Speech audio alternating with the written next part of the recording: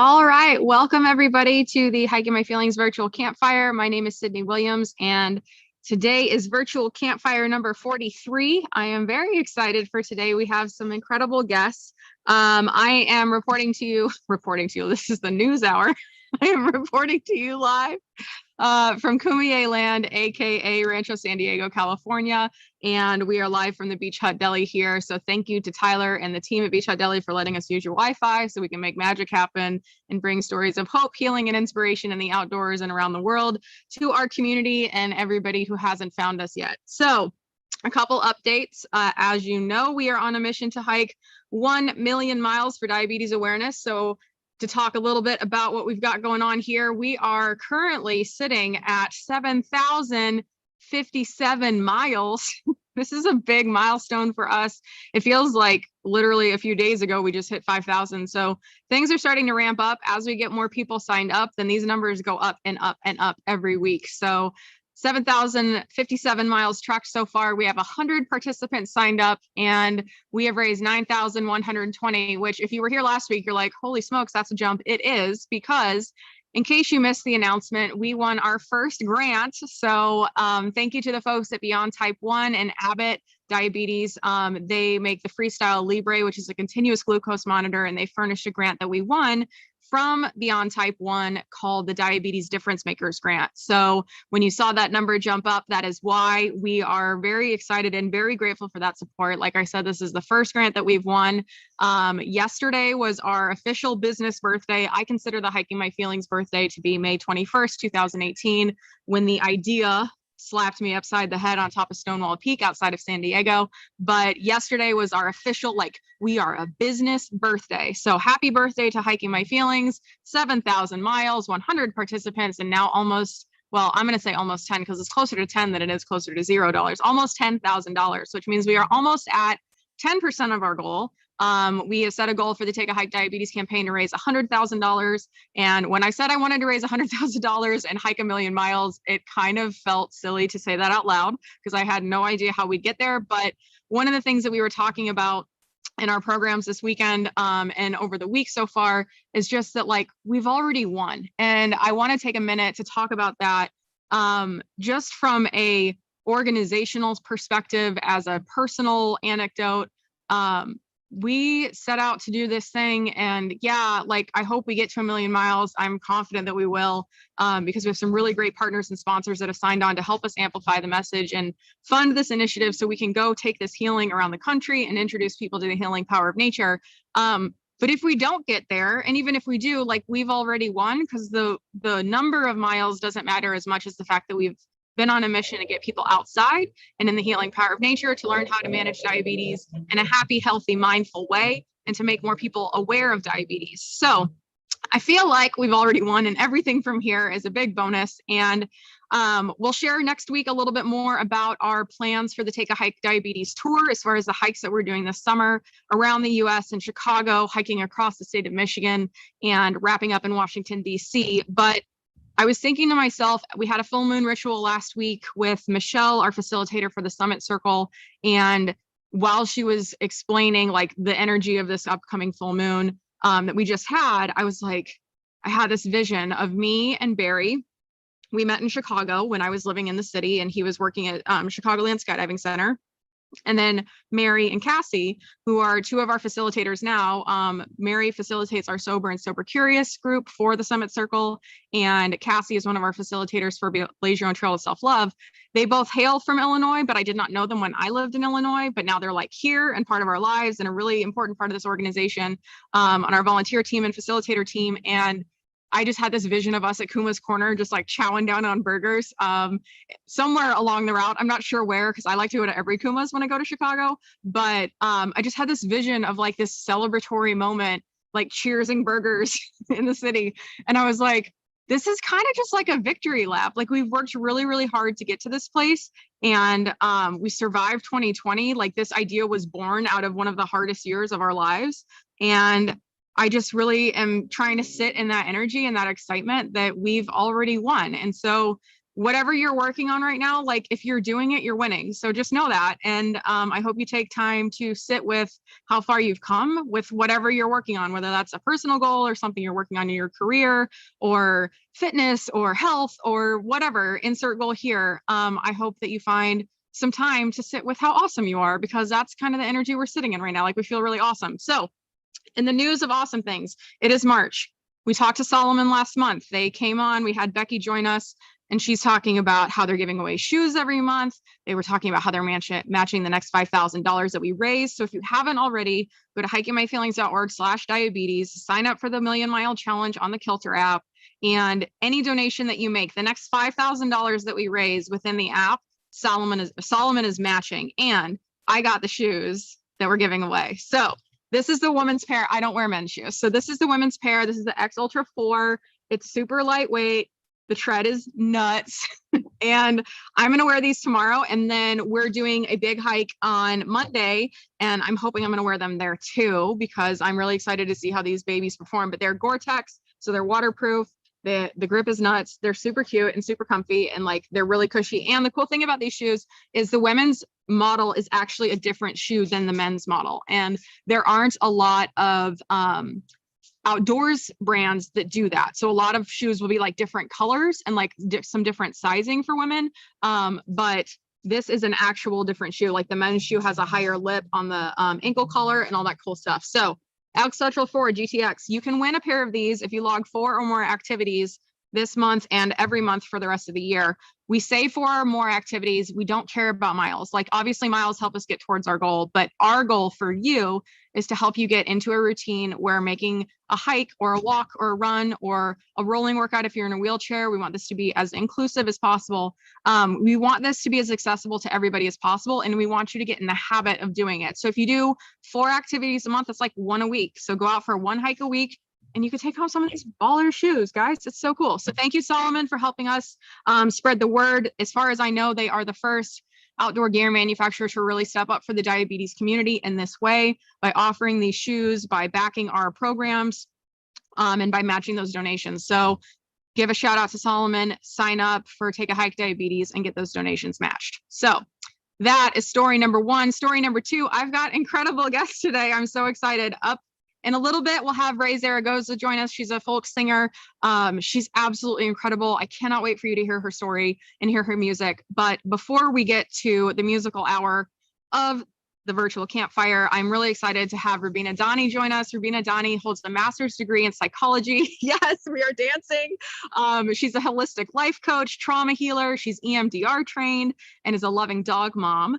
After graduating from Cal State Northridge University, she obtained her master's in arts psychology and now has a practice right here in San Diego that primarily serves multicultural individuals, immigrant families, or immigrant children, families, and intercultural couples. Nailed it. Awesome. So hi, Rubina. Nice to see you. Thanks for joining us. I'm so happy. Hi, thank you for having me on and that wonderful intro.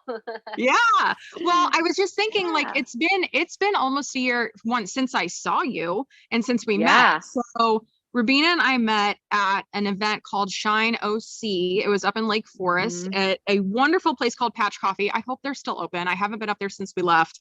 I think they are. Yeah. Good. Because like that team is amazing up there. But you were with our now mutual friend, Doc Peace, and Doc Peace was speaking and I was speaking and I met you and I was like, oh my gosh, we do like things in nature. We talk about trauma. Oh my gosh, you're a therapist. What? The stars are aligning. So tell me a little bit about you and your practice. I'm really interested in hearing more about the art psychology piece. Let's just see where this goes. I'm really excited to have you here.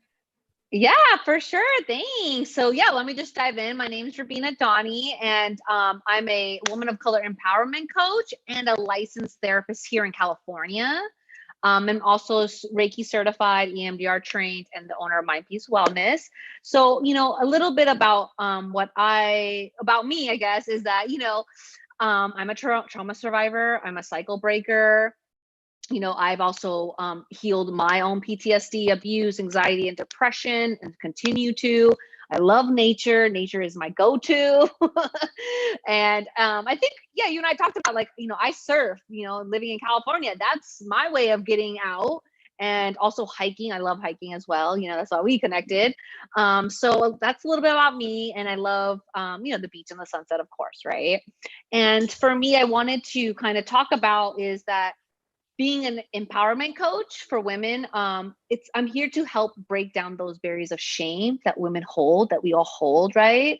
And that intergenerational cycles and the identity that, keeps us trapped, so that you can come out and learn to love your unique self. Okay. And, have that action to get there, right? Yes. Oh my gosh, there's so many good nuggets in there. I can't even. So where do we want to start? Okay, so this month's theme, it's Women's History Month. We're talking about collaboration versus competition, and that's something that's really important to me. And my husband and I have said we're on a mission of world collaboration versus world domination, because domination is gross, colonization is gross, like they all kind of intertwine. Not here for that. Yes, claps all around. Super gross. Claps all around. But especially for Women's History Month, like there's so like I am guilty of this. Like I grew up, I was a guy's girl. I was the cool girl. Like I didn't have a lot of close female friends. Like I think it was like through middle school I did. And then girls were bitches and I could not like be friends with them. And then I went through high school. I was a cheerleader. So like I was around women, but like didn't understand that bond. And then in college, I was on the women's rowing team, and that's where things kind of shifted for me. And I was like, oh yeah, women are so dope, right? Like, and you kind of break out of that cat fighty, all the stereotypes that we hear about how women exist in the world together. So in the spirit of Women's History Month, the theme for this month is collaboration versus competition. When I say that, like, what does that bring up for you as a woman of color, as a therapist? Like, let's go there. Yeah, for sure. I'm actually glad that you also talked about that with your, like how you are with friends, because I was also that way too. I was the, friends with all the guys, the cool one, all that stuff, the sporty girl for sure, the tomboy. So, and that is a great leeway, because when I hear comparison and competition, I literally think about all of the ones who want to tear you down because they are jealous of what you're doing, right? And we've been around more women who don't do that, who don't tear each other down, because why? They have owned it. Right. and I feel like that's a little bit different right now, what's going on. And I want to say that to anyone out there, like, if you are around women who are constantly belittling you, making you feel like crap and competing with you, right? Or when you tell them things, they kind of put you down. Those are the ones who are in competition, right? So it's really good to recognize who's really there for you as support versus the ones who are really in competition with you. And mind you, I still go through this till today, right? We all do as women, but I think that's a good way to really think about, okay, if I'm with a good group of women who aren't competing with me, I'm not going to feel that competition, right? And so then that starts to go lower, and guess what else comes up? More healing, more uplifting comes up in that environment for women. And I think this is a society thing that has brainwashed us all. Like, women have to compete each other, and especially for men's attention. Like, I don't know where that came from, but that's wrong. Well, the right? patriarchy, but also, the misogyny. We all know the misogynist stuff, right? The patriarchy. So instead, let's break that down. Why are we in competition for the attention of the man? Let's do a healthy way of, hey, can we uplift each other in our careers, in like saving the world, healing the world, right? Rather than tearing each other down, because that's what the men already want us to do. Yeah, well, and I think from a trauma survivor perspective, that was a big shift for me too, because I had to get to a point where I could listen to women and not be like, oh my God, stop whining, because like that's a cultural learning that we have. And so I had to get to that point where then I could hear the stories of other survivors, which then gave me the language to articulate what happened to me. Because I survived sexual assault. It was with an acquaintance. I thought because it didn't happen in an alley with a gun to my head that it wasn't assault. P.S. It was. Anything that you don't consent to is assault. But For sure.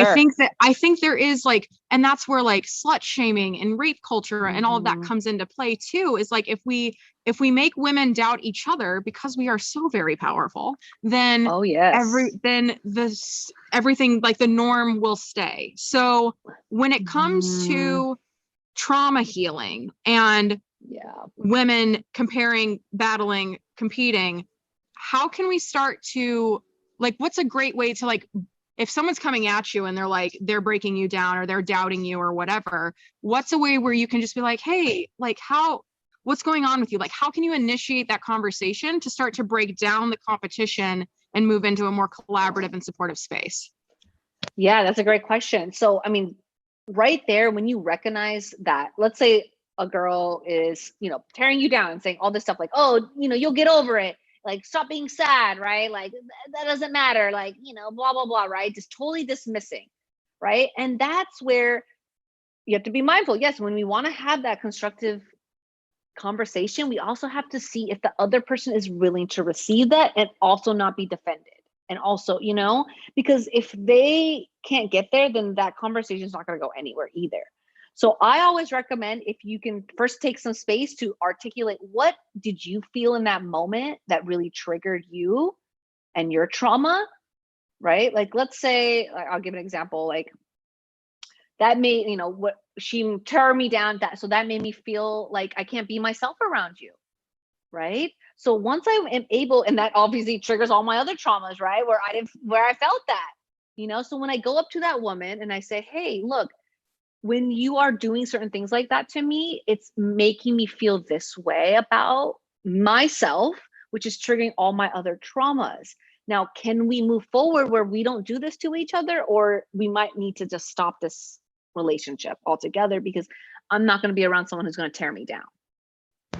And that's like, you have to have, that takes courage. Like, it is. Yes. And I recently started therapy. All the work that I've done for personal growth and stuff up until recently has been through like books or self-guided or journaling. When I had access to therapy, I was terrified of it. When I needed it the most and was ready for it, couldn't afford it. And so now, like, still like borderline can't afford it, but making it a priority and making adjustments in other areas. So I feel like for me, it took a long time because, and this is the duality of being a woman, right? It's like, I could not say out loud, I don't like her, because like I felt guilty for not liking someone. So I think that there's a really fine line between trying to be the nice one, because nice and kind are two very different things, right? Like, there's a difference between trying to be nice and then being kind and compassionate and setting boundaries, which to me are love in action. So what's a way to like shift that mindset? Because like, if I'm the one that's breaking people down and tearing them down and being defensive to them, what's something that I could do to kind of like take a step back and be like, oh wow, maybe if somebody came to me and I didn't know how to handle that conversation and they said that I was causing harm, how can I navigate that with a little bit of grace? With a little bit of grace. Yeah. So, I mean, of course, like you said, it takes courage and boldness to do all of this work because it's expressing yourself, right? And so to kind of navigate that is to take a step back, literally breathe, take 3 to 5 deep belly breaths, right? And think to yourself, hold on, what am I feeling right now that's triggering me from this person? Okay. And in those moments, you might not be able to do it, honestly, right? Because we need to calm ourselves down because we got triggered in order to articulate, right? So, always go calm yourself, regulate yourself first before you actually speak, because, that can come out of anger and fear. So I would say take that step back, really look at, okay, this person's tearing me down and this isn't feeling good to me. How can I express? Own it. Hey, I feel this when you do this or say this to me. Now, how can we, or that's where you can set your boundary, or that's where you can say, let's have a conversation where we can either work together, but it's going to be where you also have to be careful with the other person because they can get defensive, right? And if they're defensive, that's a wall. Don't even go there anymore. Step away, walk away, come back when they're actually open to receiving. and like having that conversation with you, you know, because it's a two-way street. You know, there's so much I can give you, but also the other person has to do the other part too. You know? Yes, and that's a new learning. I'm not responsible for everyone for everything. Yeah, that's a big one. And that's the thing about women. Women, we feel responsible to do that all the time, right? We apologize for everything, right? Everyone always needs us to do this and that, right? And then when it comes to us, it's like, oh, wait, do we have to keep going with this and stuff and doing this? No, because a part of this, the rest of everybody else has to match you or, you know, meet you where you're at. And I think that's a really important perspective to like meet you where you're at. Just like that phrase alone applies to so many different things, right? Like meet your friends where they're at. If you're looking to support somebody who has a very different lived experience than you, meet them where they're at. Like, let's talk a little bit about that concept, because that phrase is very powerful. Like, what is that when you say meet them where they're at, or meet you where you're at? What does that mean to you, and how can people embody that? Yeah, for sure. So I think it's like a therapy world for sure, because we learn that as therapists and stuff, where to meet the clients where they're at. It's where you're recognizing, because let me just say this. A lot of people listen to reply, they don't listen to understand. So that is where this is different. Okay. So when you're meeting someone where they're at, you're actually listening to them to understand. Oh, they're feeling this way. Like they haven't done the work to figure out this awareness that I already have, because I've done the work. Right. And that's where you say, oh, okay. See, that person hasn't done the work. I have to meet them down here because they haven't done that. That's where you meet them, right? And to navigate that is to really understand where the other person is coming from, and also where you're coming from, right? If you're not where they're at, you can share that to them and let them know. Like, oh, I don't understand that, or I'm sorry, I couldn't, understand that much deeper for you. Maybe I could, how can I support you further, or maybe help me understand a little bit more? That can also be a great technique, to ask them where they're at, right? So it's really just understanding them, and rather than replying to them. It's like, okay, she's telling me she's sad. She's just had a breakup. She's going through custody stuff. So she's not going to be there for me right now for these other things, right? So that's where, okay, now I'm not going to expect her to do all those other things that I might think she would have done if she's already healed herself, right? So that's how you meet people where they're at. Does that kind of make sense? Absolutely. Yeah. And I think that there's something to be said for, like, I love, and this is something that we talk about a lot in our programs, is like, listen to understand, not to reply, because that, like, until you because I think the default, and I don't know if it's a human thing or an American thing. Like, I haven't lived in other countries. I visited other countries, but I haven't lived anywhere else other than America. Lived all over this country, but just this one.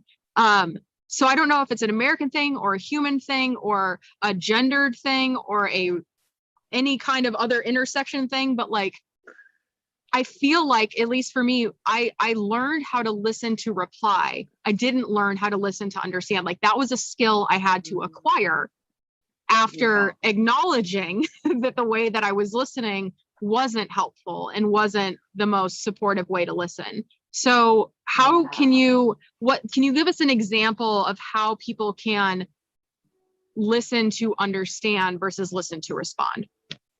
Yeah. Okay. Let me pull out a good one. Okay. Let's say, okay, how about this? Your partner is struggling at work and they're stressed out. You can see it. They're being very short. They're being very irritable. They're super stressed. They're not paying attention to you. Right. And the other partner is seeing this, right? She's seeing all this, like, okay, my partner's stressed out right now.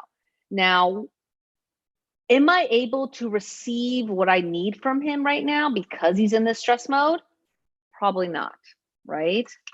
And when, let's say the partner, starts talk to the wife, right? And says, I'm just really stressed out. I can't do this, da, da, da, and starts like complaining and really just letting it all out. Now the other partner, to understand, pick up the points of what they're feeling and what's causing them, right?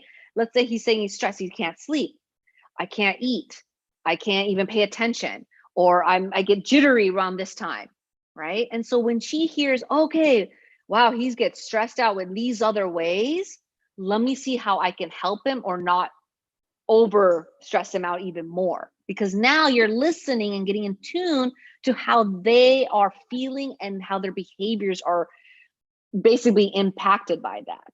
Does that kind of help? Yeah. And I think to that point too, like because if somebody's stressed and they're freaking out and like you jump in to fix because that's your thing, and you're not hearing, like if you're like, oh, well, I'll just make you a sandwich. It's like, no, but like, let's talk about the root of it. Like, why are you, like, what is happening at work and how can I support you, instead of jumping in with a solution?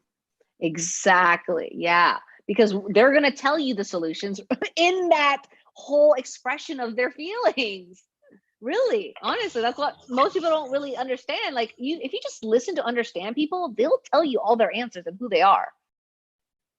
Yeah. Oh, it's so good. So when we talk about like collaborating, so what is the difference in your mind between like energetically, like how it feels, how it manifests culturally, like at any of the intersections as women, as Americans, as healed people or non-healed people, whatever it is, what when you hear collaboration versus competition, like what does that mean to you, and how do you want to see that emulated in society? So collaboration to me feels like a positive uplift of everyone working together and understanding each other, versus competition is too much in the masculine energy, which is go, go, go. I don't care about you. I just want to keep going and get what I need to get, and very selfish in those ways because they're not open to receiving help, teamwork, or anything like that. So that's what I hear. When I hear collaboration, I love collaborations because why? We're uplifting the community, right? So I love collaborations. And then when I hear competitions, for me, I mean, I'm an athlete, so I'm already competitive already in those ways. But since becoming a therapist, I've switched over, like, let's collab, let's put everyone in here so that everyone feels good and understood, right? And competition to me is, more the sports. And whenever I feel like there's a competition coming in with me, that's where I have to go in deeper with myself and understand why this is coming up for me. Like, why am I wanting to compete with this person? Or why are they making me feel like I need to compete? Because I'm pretty sure it's all masculine energy right there. Yeah, and you touched on it. I love that you articulated masculine energy, because everybody exists within both. Like we both have everybody has masculine and feminine energy. So how can we start to, in the spirit of Women's History Month, how can we start to create spaces where men feel safe in more of a collaborative environment, tapping into the feminine energy and not being afraid of that or thinking that it's like less manly to tap into those kinds of behaviors and ways of working? And unfortunately, like, our society has shamed and suppressed feminine energy for all of us, men and women, and in between, because they see it as weak, right? They see it as, oh, that's weak if you're expressing your emotions or being vulnerable and being loving and caring, right? And supportive and free flowing. I mean, that's what feminine energy is, right? And so men need to tap into that for themselves. They need to sit with their emotions and not shame themselves, because society already teaches men, close down your emotions. You can only express anger, right? And so I think we just need to have a collaboration of telling men it's okay to cry, and telling them that there's no judgment when you cry or express your emotions, because that's where the other side comes in, where they're like, when the man does that, then the ones who haven't worked on themselves in those ways come and shame them. Oh, you're being this, you're being a bitch. It's like, no, I'm literally being in touch with my emotions, right? And so for men, it's really to feel safe in your own body with your emotions, to sit with that. And then also to start recognizing, can I be in the feminine power by letting go of the control? just being in the flow. That's what feminine energy is, right? Being in the flow of love and compassion. And that's for men needs to work on. Can they have the love and compassion for themselves and sit with their emotions in order to also exuberate that out? Yeah. And I like what you said earlier too, about like how, cause for me, so in my life, in my body, in this world, in this spinning planet through space, for me, collaboration feels like a hug. Like it feels like warm and fuzzy and like benefits everybody, equitable access, like all the things. Yeah. Where competition for me, like I feel it in my gut, like it feels like a knot in my stomach. So when people start to feel that kind of feeling, because you were talking about like, why does this person make me feel like I need to compete? Or why do I feel competitive with this person? What are some ways that we can recognize those feelings and emotions, and how can we soothe ourselves in that time and space? Oh, yeah, that's great. So definitely check in with your body. Where are those sensations coming up? Is your heart beating a lot? So like, I'll take my example. For me, my heart beats really fast, and then I get really hot inside for me, right? So when you recognize first how your body is feeling and then how to soothe it, right? So for me, I'll just give an example. When that happens, I go take a cold glass of water first, and then I'll go and just do some like physical activity, which is dancing. Usually I'll just go dance it out real quick. And then that energy around me is finally calming down, right? And then the mind can start to think about, okay, why is this coming up for me? Because the body now is regulated and it can start to speak to you in those ways. So I always say, instead of going, why is this happening to me? Go, how can I soothe myself right now? Okay. And usually nature, taking baths, walks, right? Breathing exercises, holding yourself in affirmations, right? And then also and physical activity, of course, right? In those ways to kind of get out that energy. And meditation is also great too. Anything that I just want people to go into more of, how can I soothe myself right now in the moment, rather than why is this happening to me? Or I need to pull this out real quick to do this, right? So go into more, what feels good for you when you're soothing yourself? Because coloring can be good, music, cooking, like literally anything can soothe us. We just have to take a note and acknowledge it, right? So it's like, oh, I'm hot and I'm feeling jittery and anxious right now and a knot in my stomach. Okay, let me go do this to kind of calm myself down first. So then I can start to articulate, what is this competition feeling for me right now? Like, is it really that competition that's triggering me, or is it the person and the way that they're doing it, maybe, that's like kind of giving me that familiar like sensation from the past, right? So it's really just being aware, right, of like how my body is triggering and what the mind is telling you. What's the narrative that's coming in my head? Okay. And to break it by doing something in nature or soothing or dancing, or meditation. Oh, yes. So, with your work specifically, you're a women of color empowerment coach, you're a holistic healer, you're trauma informed, trauma trained, EMDR, like talk us through the different modalities that you use to help people heal. Cause like therapists, people, I think even if you haven't been through therapy, you have an idea of what therapy is, but what are these other modalities that you include in your practice? Oh yeah, for sure. So like, therapy, psychology and all that stuff.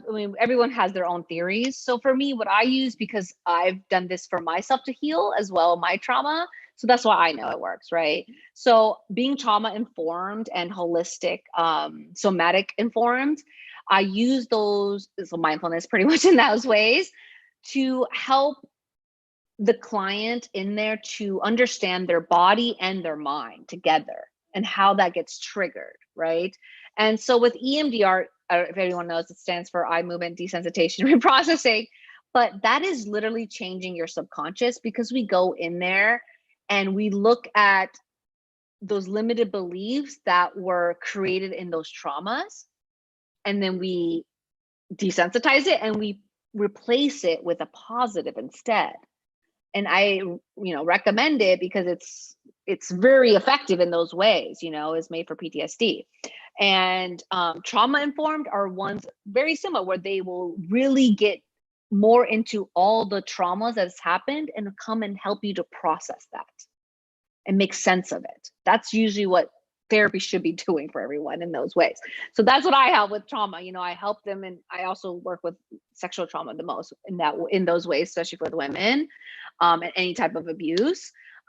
So that's why I made it my mission to have all these practices come in there, because honestly, with the colonization of psychology and therapy, it isn't going to really help all the healing practices that we really need. Sorry to tell you that, but you know, therapy. You don't have to apologize to me. And I'm glad you brought that up. And we'll get to the other modalities in a second, because that is a thing that I want to talk about while it's coming out of your mouth. Let's talk about the colonization of therapy and psychology, because that is something that you post about frequently on Instagram. And I'm sure that that's a big part of your practice working with people of color. Like, what does that mean? Because I know there's a stigma around therapy all the time, but especially for people of color. So what kind of work are you doing to break that down, and how can we decolonize therapy and psychology? Yeah, for sure. So, I mean, there's a lot of going on. Definitely look up some more.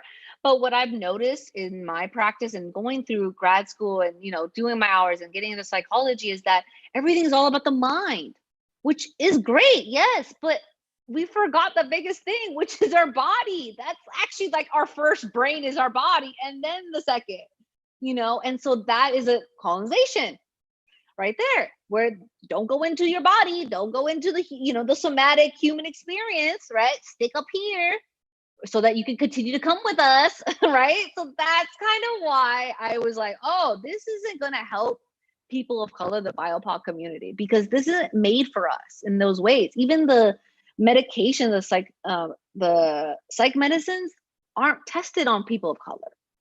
So we don't know how much of this really affects us in all those ways. And for me, I took those psych meds and I had an allergic reaction. So that's how I was like, oh God, I have to go holistic, because none of this is going to help me. The Western stuff is not made for me. It's not made for my body in those ways. And in BIPOC people, we forget our ancestries because everything's been so colonized so much, right? And so that's why I started doing coaching now, because that's where I can really get in and start to really help the healing that needs to be done, that can't be done in therapy at all. Even for me, I can't even take them that far, because again, it's therapy. It's only once in a while too, you know, and psychology's not even up to date on this stuff. So, you know, they don't even know any of this. So it's really hard in the therapy world for me to do what I need to do and help people. So that's kind of why I took the coaching, because I can now decolonize what I need to and give it to the BIPOC people that's really going to help them and help them heal. You know, I mean, this is huge right now. If anyone out there, go follow the wellness therapist. She's calling all of them out. Okay. Oh my gosh, it's so good. It's so good. And like the holistic psychologist. I was like, okay, so I was an admitted borderline super fan of Dr. Nicole, because she makes it accessible. It makes sense. We all were, yeah. And then I started following Decolonize Wellness and Decolonize Therapy and a bunch of different people. And I was like, oh, like I just had no idea. At that point in time, I had never been to therapy. So I had no idea what that even meant and how to stay in the head would be colonization. Like, it makes total sense when you say it, but if you don't have that awareness, it's like, oh shit.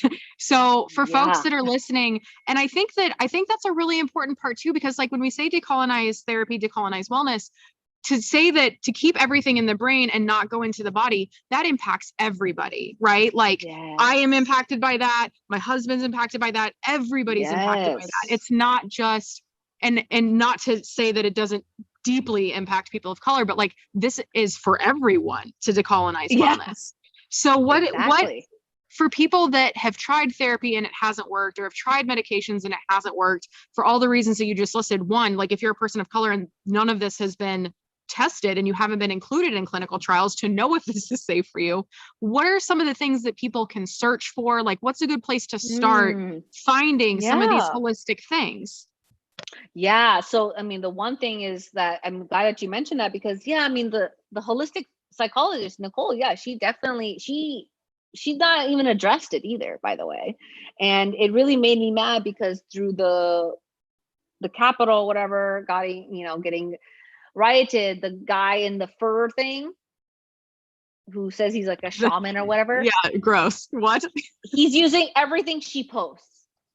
So what does that mean for us? That means you just took all of our stuff from our ancestors and now you made it to white supremacy. Yeah. And so that's why we need to make sure, and that's the big thing about social media is like there's so many fake ones, but there are the authentic ones. And that is where we need to go towards. Definitely come find me, Mind Peace Wellness, decolonization therapy, right? Those are all good ones to start with. Go towards the authentic people who are really teaching you the ancestry lineage, where these come from. Like yoga, there was one on New York Times. I had a colleague who wrote about how yoga has been so whitewashed and colonized to the point where it's just a workout. It's unrecognizable. Really. Yeah. It's a gym that you join versus a practice that you honor. Yeah. Exactly. Right. And so that's what I mean. It's like, go for the ones who were teaching you the actual history, where this is coming from, not just, oh, love and light, everything is good. Like, no, that's toxic positivity. Yeah. Right. So, well, and let's talk about that too, because I think we're in a very interesting time in history where people, specifically white folks, are becoming more aware of the damage that's been caused and how just by not saying anything, we perpetuate that harm. And I think with that, there comes a lot of guilt. And I think a lot of confusion too, because as people start doing anti-racism work, I think a lot of people step back and they're like, oh, I can't do holistic things because I'm not a person of color. But that's not what you're saying. You're saying go to the source who is authentically rooted in these traditions. And I want to make like, let's talk about that and make that abundantly clear, because appropriation is one thing, but that doesn't mean that these resources aren't allowed to be experienced by white folks. It's like, just go to the right source, right? Like, that's what you're saying? Yes, exactly. Go to the right source who's going to teach you where it actually came from, not from, oh, Carl Smith. Okay. That's what I mean, because like, I'll give you an example. I had a woman come up to me, a white woman, and she goes to all these retreats that are amazing, does yoga, does all this stuff. And then she comes to me, she's like, and she's telling me about stuff in India. Oh, did you know we did this? We ate this? And it's all stuff that I already know because it's my culture. And so to me, in my head, I'm like, who's teaching you all this? Who told you all this? And they're like, oh, the person in there. And I was like, and who was that person? What's their name? And it's a white person. And I'm like, okay, and where did they get their education? So to me, question where they keep getting their education, because I'll tell you, there's more people who are going to teach you where the actual service came from, right? Like when I got certified in Reiki, my Reiki master taught me where it all came from. Came from Japan, taught me the word, told me everything and how it got converted over to America. That's the reality. That doesn't mean it's not just for colored people. It means for everyone. But to be aware, like, are you learning the real history, or are you just getting like the bullshit colonized way? Yeah. I went through a program in 2015 that they told us, God, and you don't know until you learn better, but we learned about the benefits of burning sage. And this retreat facilitator said, you have to burn a whole bundle and finish the bundle, or else the thing that you're trying to banish or call in will not arrive or go away. And I was like, it just doesn't feel right. And so now we live on a property. It's out in Julian, California. We have white sage everywhere. It's abundant on the property. And the people that own it are people of color, part Native American, part Chinese. And they're like, yeah, no, that's not how this works. Like, you can take a leaf and it's perfectly fine. And like, it was just so refreshing to like actually hear from somebody whose culture practices burning sage, like, this is what it's for. This is how we do it. And that doesn't mean that I can't burn sage, but now I know how to do it respectfully. And also I don't go buy it from the store down the street. Like, I was taught how to harvest it, and I don't even harvest it myself. Like, Dustin gives me sage. That's the sage I burn. Like, I don't, perfect. And I have enough. It's so shocking. Like, and it works. Like, you don't have to have a sage stick the size of a baseball bat to have a ritual. Like, it's wild. So, and obviously there's a lot of other herbs that are more accessible and not appropriative and not taking medicine from the cultures that natively use it. However, it's just like, as an example, because a lot of people know about sage. Yeah, that's a perfect example, because sage is all, I hear so much about sage, and sage just clears out all energy, not just negative, clears out all energy. So you shouldn't be saging all the time. Right? We should be using this instead, the planto. So let's talk about that too. Like from a spiritual practice perspective, like what's the line between like appropriation and respecting a practice? For example, you use, maybe like, let's use yoga, because we already brought that up. Like it is whitewashed. It is a workout. Like you can go join a gym and get the clothes. Like it's, capitalism has ruined yoga. Let's be completely clear. Like, for sure. Because these tools are so meaningful, and having a ritual is a life-changing experience and is a huge part of any healing journey. So how can people become aware of this and do it respectfully? Yeah. So, I mean, it really goes into, do you want to learn where it really comes from? Because when you learn where it comes from, you can own it, right? You can say, I know, like let's just say like yoga, right? That's part of Indian culture. So for me, like it's just part of our culture. It's always been there. It's not like a workout. It's really just to be with ourselves, right? And to kind of calm our bodies down, right? And for deeper levels. So when people tell me, oh, well, how about this in yoga? Like all the different names, like the doggy, doggy downwards and all that kind of stuff. Like this is where you're not learning where it's coming from. You're not even learning the names. You're just taking of what they just told you and running with it, right? And that's where people aren't questioning, where are you getting this information from? Because that's always I'm like, where are these people learning all this from? Because it's totally wrong. It's not real. It's all colonized. It's all like watered down to that point, like especially yoga, right? It's like, it was a spiritual practice. And now, white people have taken it to the point where it's such a workout, where it's the meaning of like Hinduism, like that religion now is becoming all big and spiritual because now it's becoming whitewashed again. But yoga is part of Hinduism. Namaste, like all of that stuff, like no one even knows, you know what that means? It doesn't even mean anything that you're even including in your practice, right? So it's just like so many people just blindly just take whatever anyone is saying to them. But this is where you need to question, where is this person learning from? Where am I getting this education from? Dig deeper. That's the kind of part I like about Gen Zs a little bit right now, because they dig. Okay. They dig until they get to deep. It. Yes. They dig deep and they get the best information. I'll tell you that. I mean, I love TikTok for that reason. But this is where I'm talking about, like yoga. If you're a yoga and you really want to be a yoga teacher, go to where you're actually going to learn from, where the lineage came from, right? Which, you might have to go to India and actually go to that guru who does teach it like that.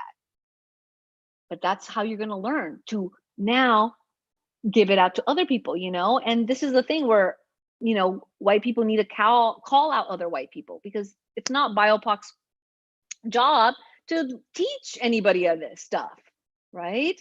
It's for them to understand, oh, I need to take this and learn it so I can also project it out and make sure people don't do it around others, right? And so when we are looking, so when we're just looking, even for psychology, I mean, it's still going there and stuff like that, but like yoga, Reiki, the saging, right? All those practices, there's so much fake stuff out there in the media now because it's become popular. I want everyone to kind of go more into the authentic side. Find the ones who tell you the truth, where it comes from, and who aren't afraid to show the bad side of it. And then, like how they're going through it also.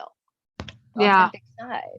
Yeah. So thank you for that. And I think that there's a lot to be said for just the moment that we're in historically, where we're going, the opportunity that we have, especially with like everybody being at home, mental health being such a huge concern as we move into like a year since the pandemic hit. I'm curious, like if you had a magic wand, like with everything that's going on in the world, issues that are on your heart and mind, in your lived experience, in your body, like if you had a magic wand, what are some of the things you'd like to see changed and implemented moving forward into this next chapter of like the human experience, really? Oh, wow. That's so beautiful that you said that. I want to see more people feeling, getting in tune with their emotions, expressing it, and giving like having compassion for each other. That's what I want to see. I want to break down all this masculine energy down and get more of the feminine for everybody, right? And racism. I mean, I've dealt with racism since I was little. Being in San Diego, I went to school with skinheads. So like I've dealt with racism all my life. And that's the biggest thing for me, is to cut that. We need to definitely start having conversations, even if it's hard, with people to help them understand that this isn't like racism is wrong. It's totally wrong. And we need to cut that. So I want to see more conversations, more productive, collaborative conversations around how to break racism and how to keep everyone accountable so we don't continue this, right? Because so many years it's been silenced, right? The older generations just, right, what do they tell you? Oh yeah, just throw it under the rug. Therapy is for the weak people. It's for crazies, right? But in reality, it's not, because we all need to express ourselves. We all need to come out of our shell, right? And be more real. I want to see more realness and authenticity. Honestly, that's what I want to see. Like authentic people coming out and having the fake people come, like disappear. That's what we need to see. And raising more of awareness that there are good people out there who want to heal each other. Let's promote them. Like, why are the bad guys getting all the, PR here? Why aren't we getting it all? Right. Right? And then decolonizing the patriarchy and the misogynists that are coming around in our society, and especially for women, all types of women. Like women, we are so magical. We are connected to the moon and the earth, literally. Like our cycle is connected to the moon, if anyone didn't know that. Okay. So we as women, we need to definitely take that challenge on of like, let's start getting accountability, being compassionate, and having these conversations so we can go towards healing. That's what I want to see.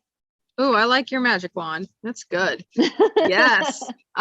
So for anybody in Zoom, if you have questions, put on your camera. If not, then we'll just keep chatting. But if Mary, if you have a question, or so while we're getting folks sorted out here, where can people find your work? How can people get in touch with you? What kind of programs do you have coming up that people can get involved in? Yeah, so I actually have a great program that is launching in mid-March, March 17th. We're going to open up a container, and it's an 8-week intensive program. It's called Remapping the Mind Matrix with the Soul Body Experience. So it's an 8-week Tell me more. program. Yeah. So this is where through my own healing, this is why I developed this program. Because, I went to EMDR, I went to trauma informed, all of that stuff for my own stuff, but it wasn't integrating into my body again, right? I processed it, I knew where it's coming from, all that stuff. So when I did EMDR, that came out, but then I went to breath work and that integrated it. So with this program, I have EMDR inspired. It's called somatic stimulation. It's inspired by EMDR with Reiki energy healing and breath work together. And my partner, Chelsea, who is also a breathwork and yoga teacher, and she's also about decolonizing everything. She's a white woman, but she's all about this too, which is why we partnered up together, because we want to provide it for women and the BIPOC population, because we need it the most, especially women. Okay. And so it's an 8-week intensive for anyone who's like, I've been to therapy, I've done all the books, I've understood it, but I need to integrate it and take action. This is it. This is that program. It's 8 weeks to get there. And then you're going to be held by me and her the whole way through. You have coaching calls with us in between, all check-ins, all that kind of stuff. So if anyone wants to come check that out, I'm going to be launching it in mid-March. The application will go on in end of this week, and they can apply. I'll have 4 spots open for April for 8 weeks. And is this program in person? Is it virtual? Is it in San Diego? It could be both. Okay. Yeah. We wanted to make it where, more people can access it. Of course, in person is always better, right? Because you do get us in there with you, kind of helping you and managing all the energy and everything like that. But we could do it also virtual. And that's why we wanted to make it for those reasons. And then also, I have my own coaching, Mind Peace Wellness, that really helps any woman, even women of color, immigrants, anyone who want to break out of those intergenerational traumas, really break those limited beliefs and the shame to love their unique self and take that action to get there. So that's how, those are my services I provide. And also if you're in California, I am a therapist, in my group practice, you can look me up on there as well. So those are some ways to contact me, but my website's Mind Peace Wellness as well. Amazing. So if you had like one parting thought that you could offer to anybody that's listening, just kind of in the spirit of what we've been talking about today, what would you share with them? What kind of invitation would you give them for their next step of their healing journey? Oh, okay. Healing is like an onion. Like we're like onions, okay? We have so many layers of us, and trauma can put a big gash in our onions so that each layer, it might come up, but guess what? That's a deeper understanding for you. So I just want to say healing, you have so many layers. Be gentle with yourself. There is no time. Healing's messy. It's non-linear. So be gentle with yourself as you're going through this healing process, and give yourself that credit each time you get through each layer. Ooh, yes, ma'am. That's quotable. So true. So thank you, Rubina. It has been an absolute pleasure. I have missed seeing your smiling face. So it has just been so lovely. I'm glad that we finally got to do this, because I have been chasing you down to be on the show for months. So thank you for joining us. Yeah. I'm so glad that you were still chasing me down. And thank you for being patient. I finally got my own spot. Now I'm available. So I'm like, yes, girl, we can keep going. Let me know. Perfect. Awesome. So Mind Peace Wellness on Instagram, mindpeacewellness.com. Rubina Dhani, thank you so much for joining us. It was an absolute pleasure. Thank you. Yes. Thank you so much for having me. Of course. And if you want to stick around, Raye Zaragoza is coming up next. She's absolutely incredible. And then we close with our group gratitude circle, so you can share what you're thankful for. But if you have to split, it was an honor speaking with you today. So thank you. Thank you, Sydney. It was an honor too. I love seeing your face too. Thank you. Awesome. All right. So coming up. Okay, good. Yay. So coming up next, I have Raye Zaragoza, and I'm going to read her bio. Y'all, this is so impressive. So Raye Zaragoza is a galvanizing presence, a self-assured artist making music to fight for, represent, and celebrate those left too long outside the spotlight. Known for tenacious feminist anthems and fearless protest folk, her stage presence teems with determined morale. However, Zaragoza was not always the fortified woman of color who takes the stage today. As a Japanese American, Mexican, indigenous woman, Zaragoza spent much of her early life trying to assimilate with the world around her, to meet punishing standards of beauty synonymous with just one color of skin and not her own. Raye confesses, "I truly thought that in order to be beautiful, you had to be white." She had come a long way from that youthful pain, proclaiming, "I am proud to be a multicultural brown woman with insecurities and a vibrant intersectional identity that I continue to grapple with. I hope that young girls of today will know that the it girl is whatever the hell they want it to be." The rightful confidence radiates across women of color. Zaragoza's sophomore album, out now on Rebel River Records, her own independent label. This album delivers powerful missives about embracing one's own identity and discovering the power behind it across brisk, emotive, compelling folk melodies. Once deemed one of the most politically relevant artists in her genre by Paste Magazine, Raye Zaragoza now offers an intimate exploration of coming into her own in a country for many, simply existing is political. Raye, oh my goodness, girlfriend, I am so excited that you're here. Thank you so much for having me. It's like so wild to like hear you read all that. I'm like, oh my gosh. Isn't it nuts? So like, okay, so I think you'll probably appreciate this. So Melanie Wassman, Kaleo's wife from Pepper, she was the first person to read my bio out loud where I heard it. And I was like, I was on her podcast and she read it and I was like, oh, I sound awesome. Like, what? Like, it was a really cool moment. But yeah, so I'm just like, oh my gosh, like, it's so funny. Like, whenever I do podcasts and I read my guest bios out, they're always like, just like kind of cringing and it's like, oh my gosh, like, hearing my bio read out loud, it's like so intense. Anyway, I'm just like so intense. Yeah, well, I'm really glad that you're here. We were discussing a little bit before we went live, but for everybody that doesn't know, I came into Raye's orbit just recently, like right before Woman in Color was released. We were adventuring with Kevin Bong from Stick Figure, and he's working on some tracks with you, and he was like, you guys got to listen, like this girl has the best voice in the whole world. Yeah. And I was just like, and we were around a fire, and that's kind of like your whole energy, and I was just like, oh my Lord, I love it. And there's a lot of places that I want to go with you tonight, but I'm really grateful. I listened to the Anti-Racism Daily podcast that you were on yesterday with Nicole. So I was like, okay, I'm going to put that in the show notes. We'll check those boxes. And I have some questions related to that later, but let's just start like at the beginning. Like, who are you? What do you stand for aside from the amazing bio? Like, who is Raye, and like, how would you introduce yourself if we were just like sitting around a campfire? I love it. Well, you know how we always introduce ourselves on my podcast? It's like we basically introduce ourselves differently every time. And so like if I was on my podcast, it's like, hi, like I'm Raye, dog mom, roller skater, singer, songwriter, beginner chef, and like all of these things. And it's like, I feel like introducing myself now is very different than how I would introduce myself a year ago, as I think many people with everything that's changed. I mean, I was a touring artist full-time a year ago. And then now I am like a homebody who makes music and roller skates and like cuddles with my dog. It's like a very different life. So, but you know, for me, like mindfulness and gratitude and healing is a huge part of my life. Spirituality is a huge part of my life, staying grounded.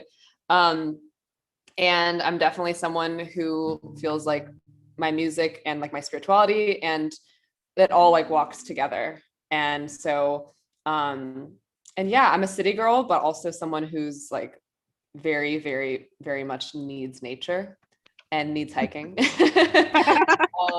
And so, yeah, that's pretty much me. I live in Long Beach now, but I'm from New York City.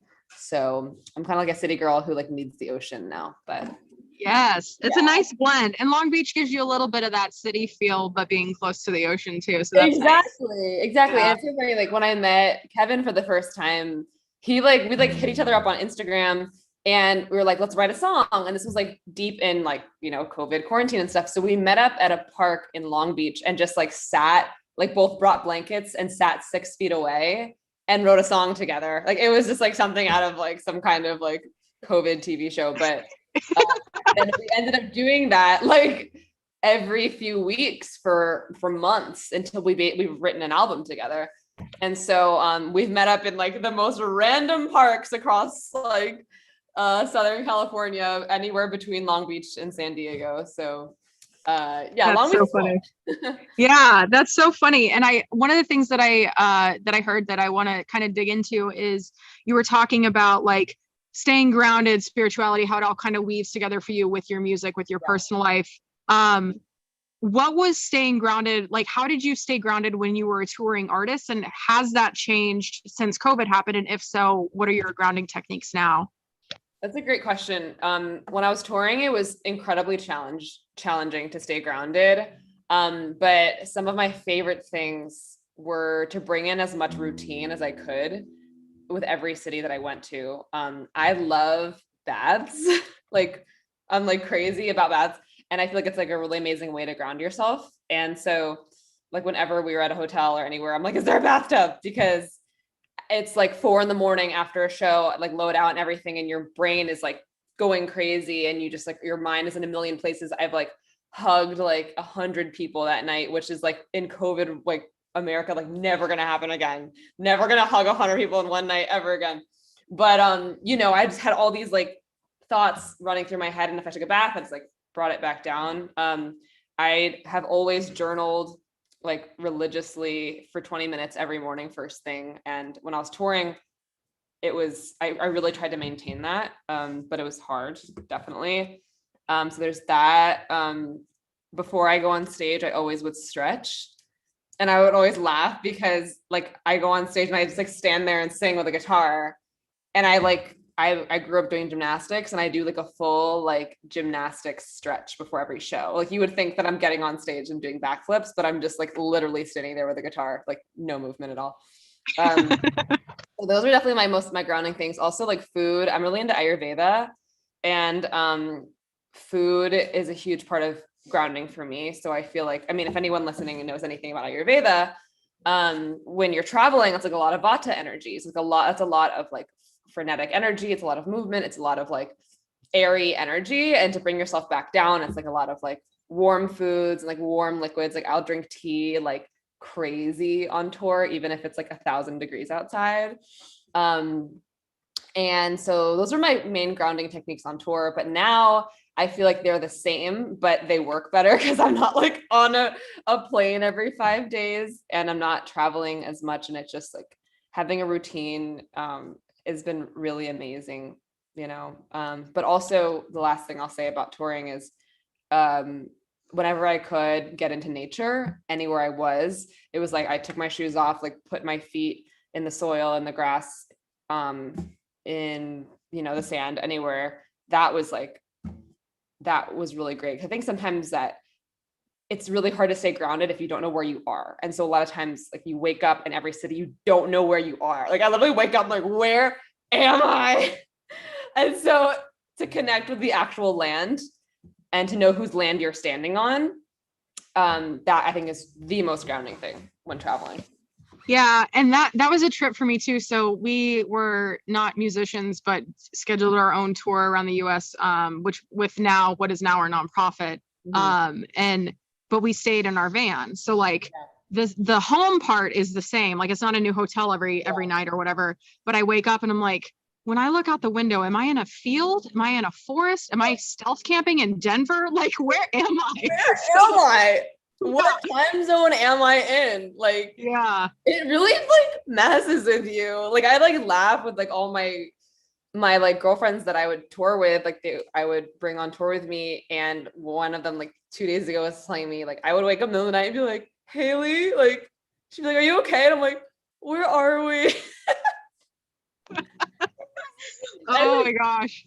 You know, and the worst though is like when I've a lot of bands have done this a lot, but I've done it like maybe once or twice, but like been on stage and thanked the wrong city. It's just like everyone in the audience automatically hates you. Like, like your set could have been amazing, and then you just thank the wrong city and you're just done. So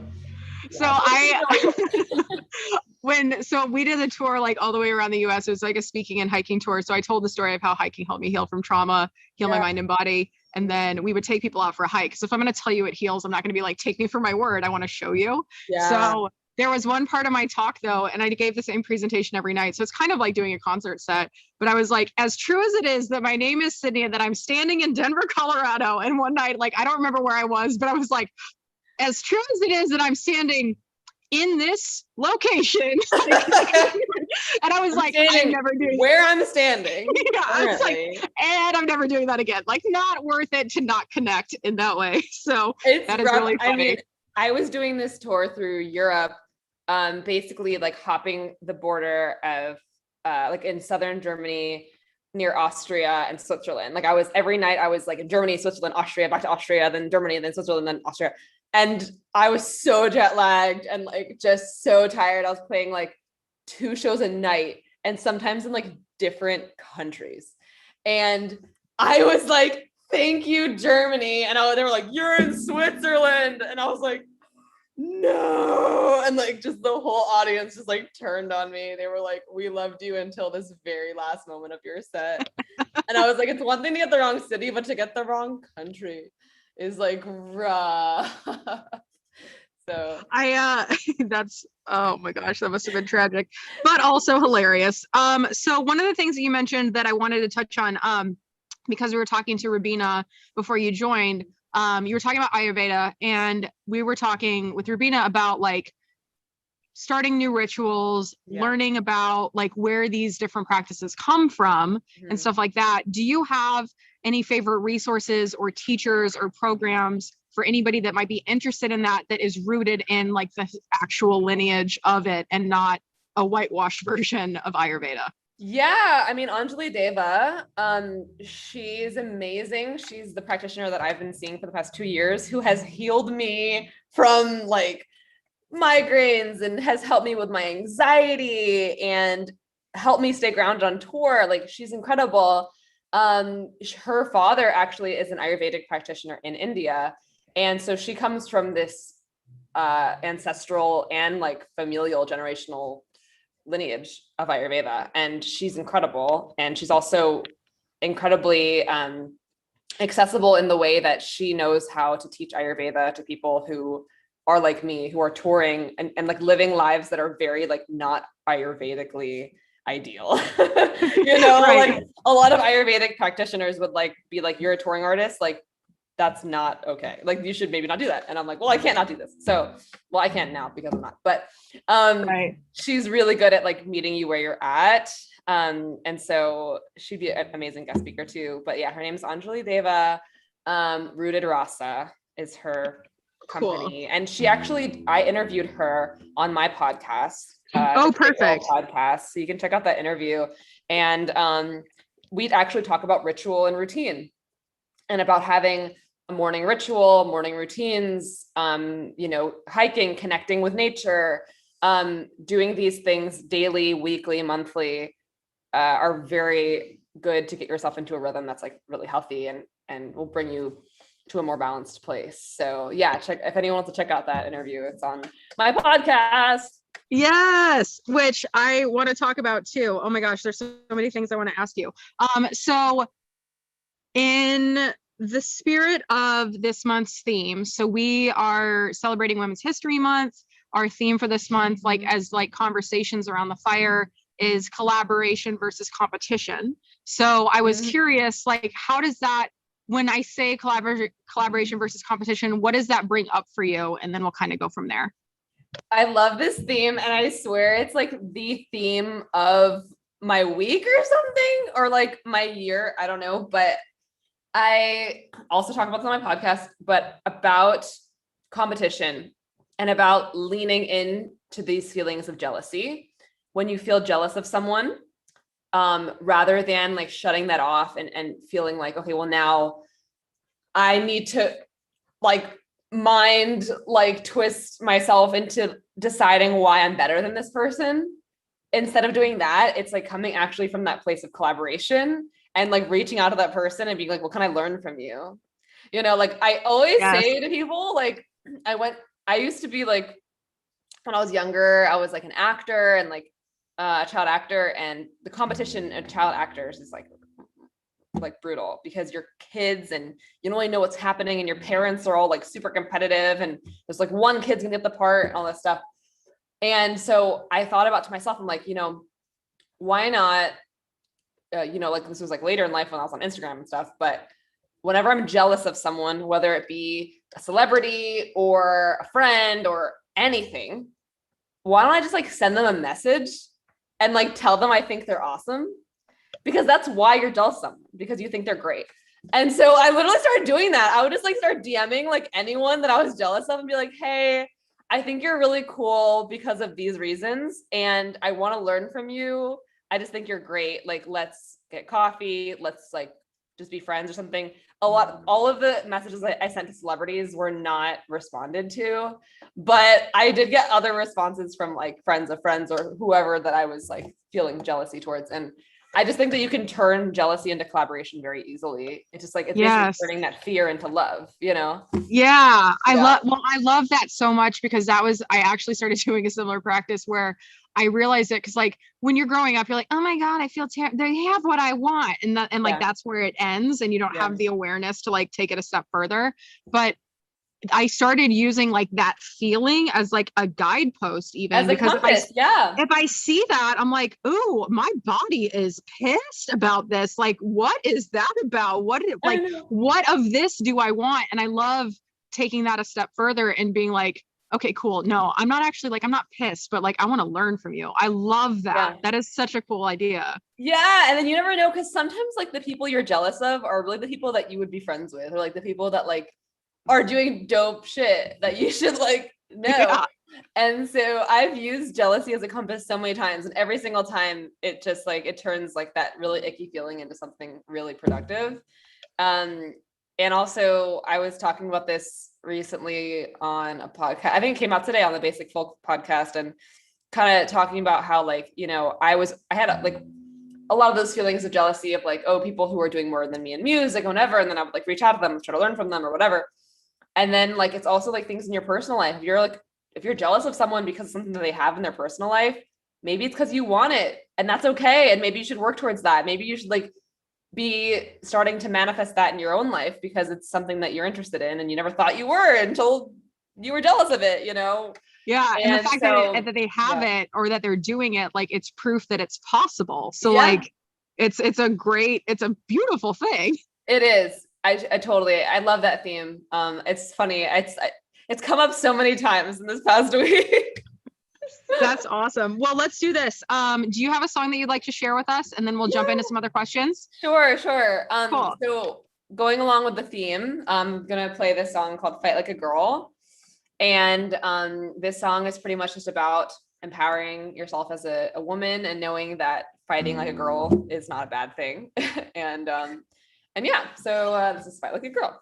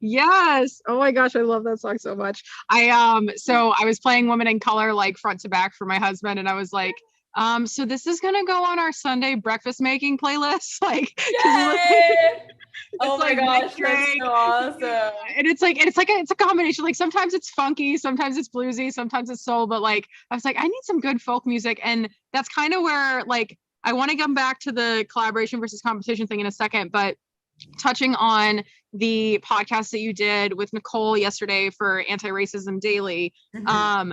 I am going to link to that in the show notes so people can go there, so we don't have to rehash the whole thing. I want them to listen to that because it's a fantastic interview. And the conversation was amazing.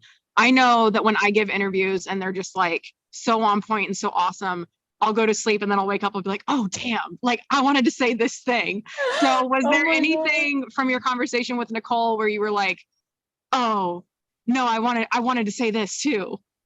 I think the one thing I wanted to say, because I was like shouting out a bunch of artists, and I just like had so much regret I didn't shout out like more artists. I was like trying to think of more, and like I think there was like Lizzie No. She's like an amazing folk artist. The one that I talked with her on Talk House about the difference between tokenism and inclusion. And so I think I forgot to shout her out. So that's the one thing I think I forgot. And maybe I didn't, but I thought about that later.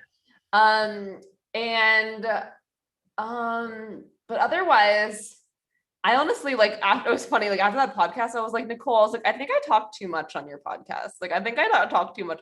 I'm like, I'm not sure if like there was things I wish I had said. I think I just like said too much. I was good. I'm like, I was like, talked and I had so much to say to Nicole, and we just like talked and talked and talked.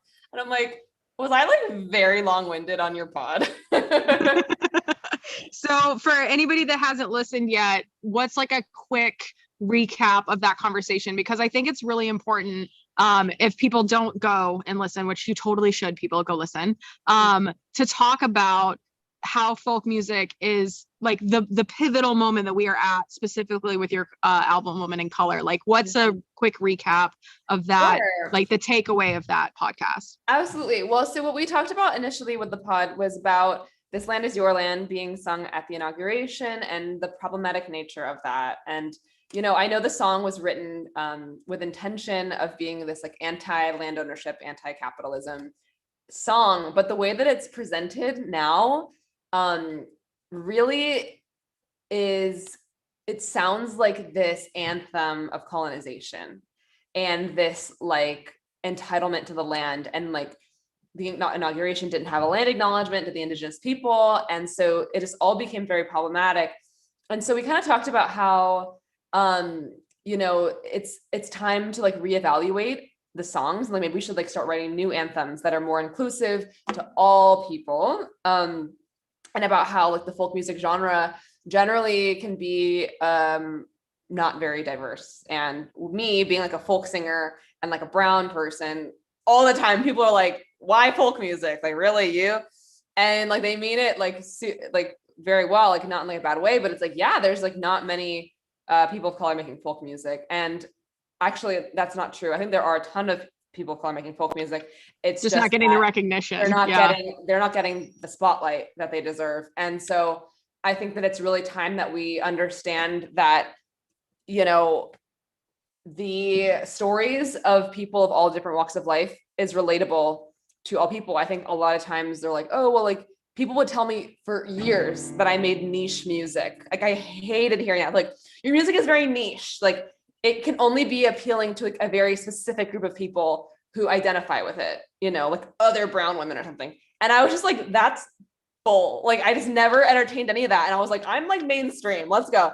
And so I kind of fought through that current for years. And I was just like, no, like, I'm mainstream folk. Like I'm mainstream folk pop music. I am. And no one believed me. And like now with this record, having it being produced by one of the top like folk music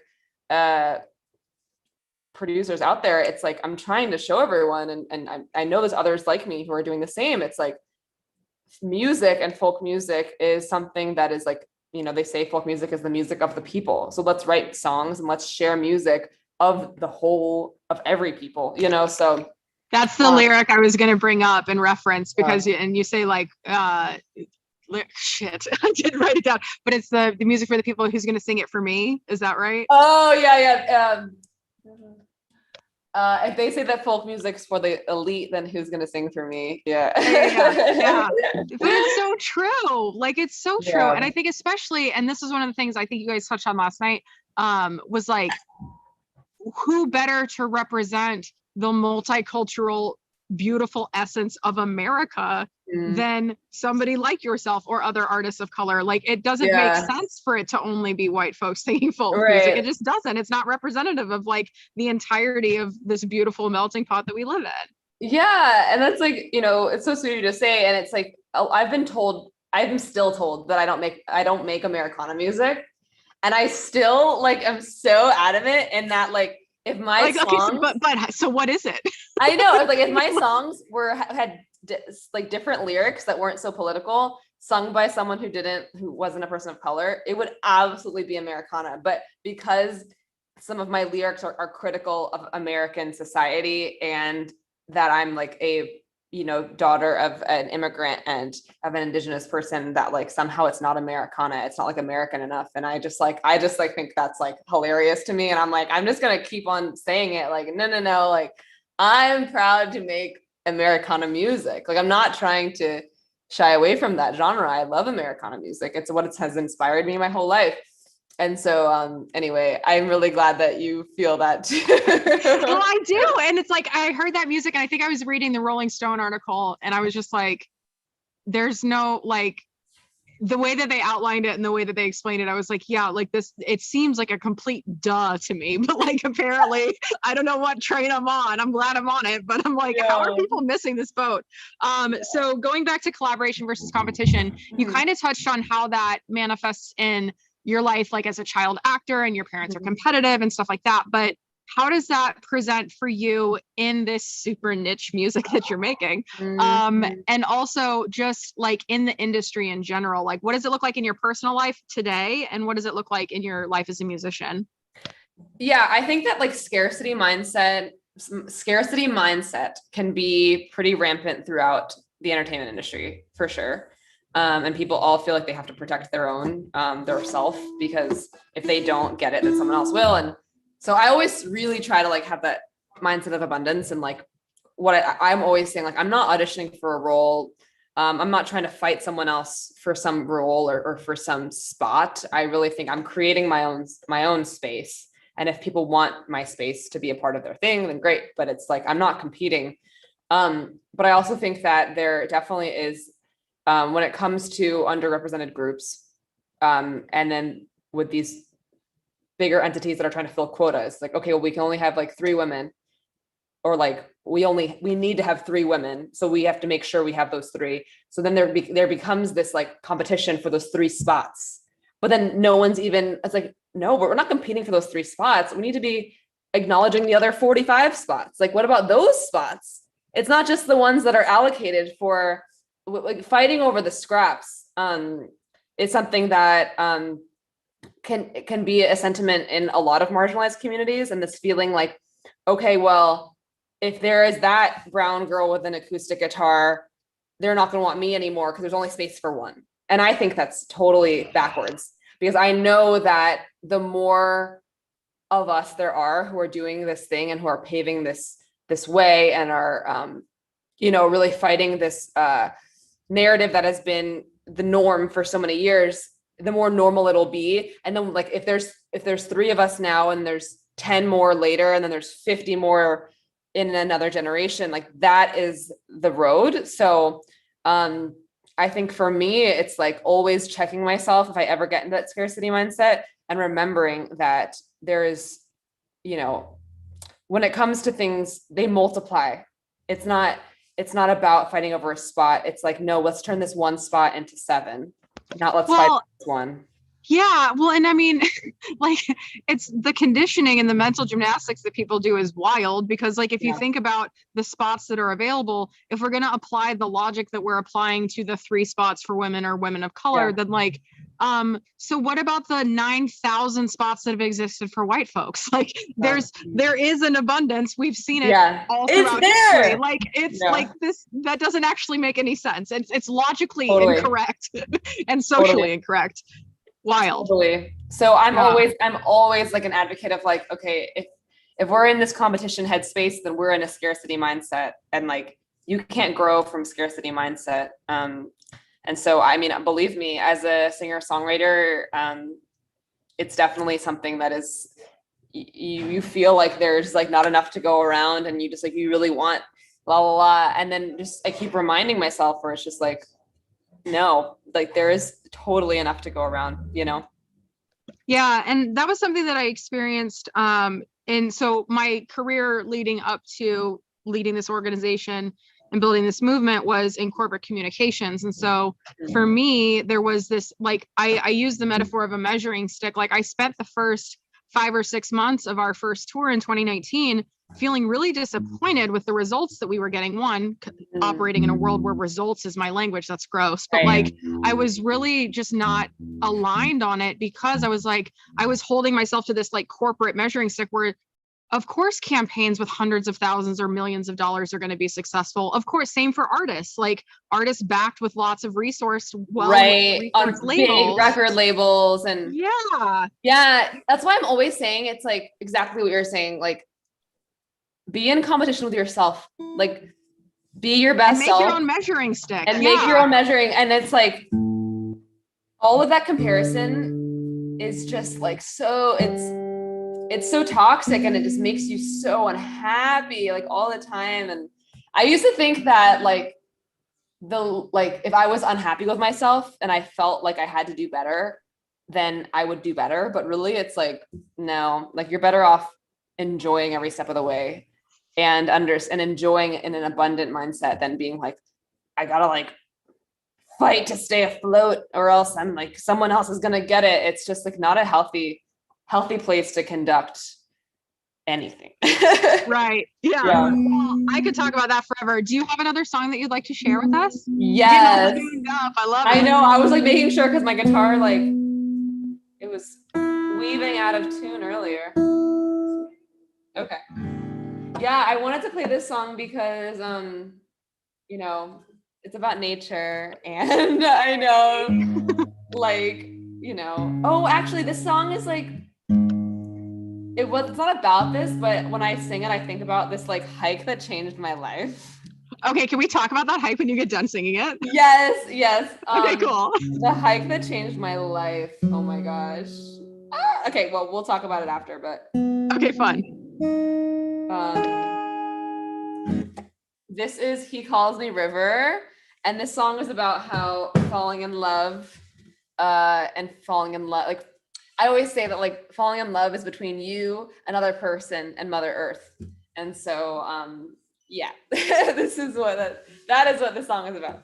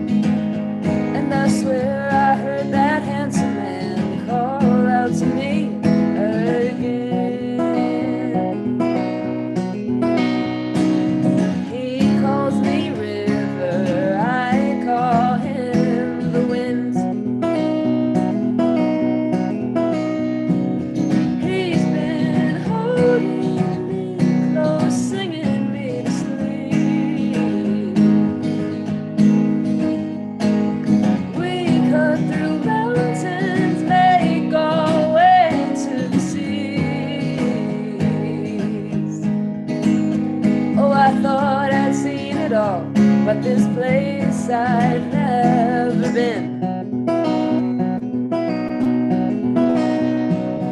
He calls me river, I call him the wind.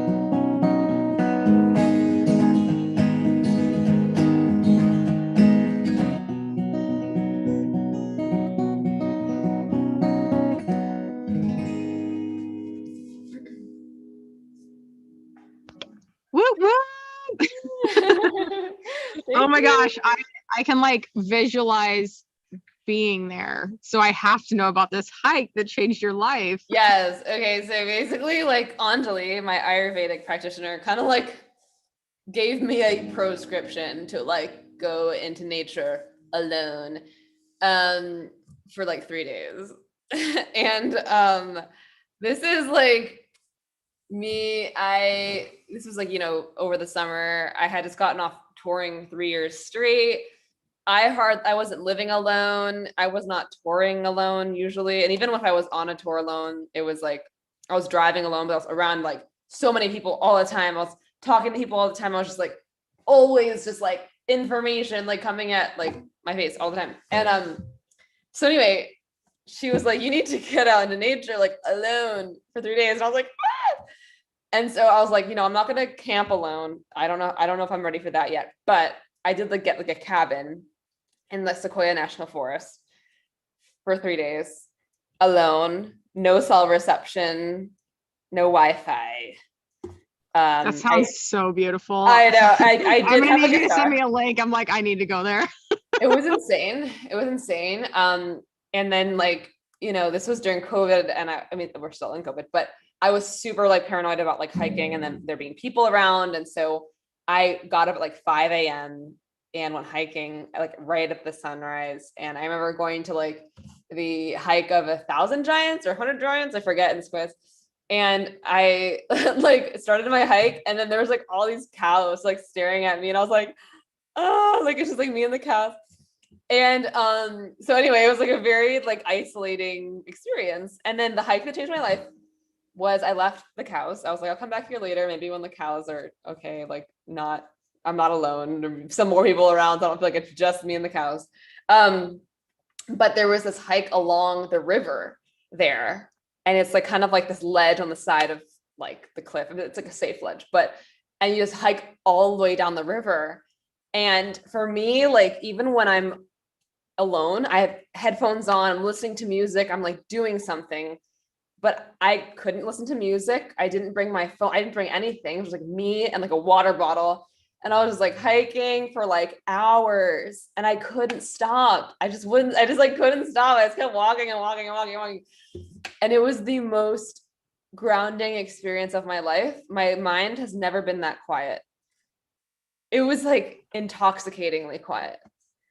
And it was so beautiful. And I just didn't even care what happened. I was like, I don't even care if like the cows come back and they like take me over to like wherever they want to take me. Like I was just so at peace.